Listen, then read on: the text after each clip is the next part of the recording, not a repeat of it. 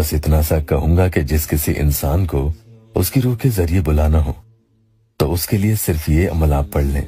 वो जिस किसी हाल में भी, जहां कहीं भी और दुनिया के जिस किसी कोने में भी छुपा हुआ बैठा भी होगा, मुवक्किल उसे घसीटते हुए आपके पास ला पटकेंगे। यहाँ रूह के जरिए का मतलब ये कि उसके अंदर से ही आवाज आएगी कि आपको फला शख्स बुला रहा है और आपको उसके पास हाजिर होना चाहिए और आपको उसके पास हाजिर होना ही पड़ेगा।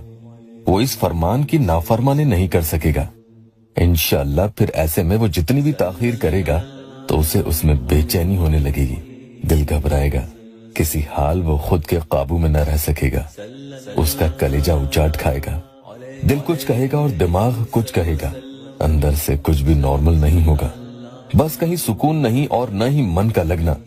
ऐसी अजीब तबीयत इसमें होने लगती है।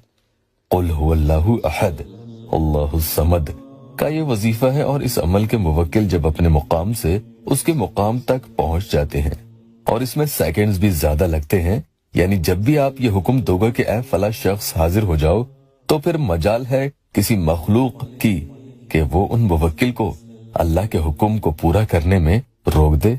फिर जैसा आप उन्हें कहते हो वो आपके हुक्म की तामील करके ही दम लेंगे, आपके भी मसले हल होंगे। इस अमल की बात मैं करूं तो इसमें आपको ये ध्यान रखना होगा कि आप जब तैयार रहें कि वो आपके सामने हाजिर हो जाए और आप उन्हें फेस कर सकें।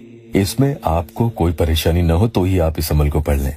और हाँ, कहीं ऐसा न हो कि अमल करने के बाद आप फोन को इधर उधर कहीं रख दें और उनका फोन बजता रहे और आप उठाए ना, क्योंकि हो सकता है कि अगर वो एक बार फोन करने की कोशिश भी करेगा तो बार बार न भी करे। और कई बार सामने वाला आपके शहर का नहीं होता तो जरूरी नहीं है कि वो आपके सामने हाजिर हो, वो आपको फोन या मैसेज भी कर सकता है, तो आपको कॉल रिसीव कर लेना चाहिए।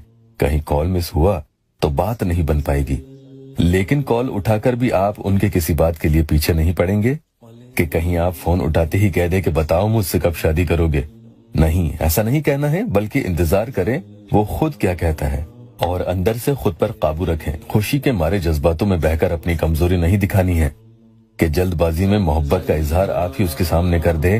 ध्यान रखना, बावजू होकर आपको ये वजीफा कर लेना होगा। वक्त की इसमें कोई कैद नहीं है, दिन में रात में कभी भी किसी भी वक्त कर लें। नापाकी के दिनों में कतई आप इसे नहीं पढ़ेंगे।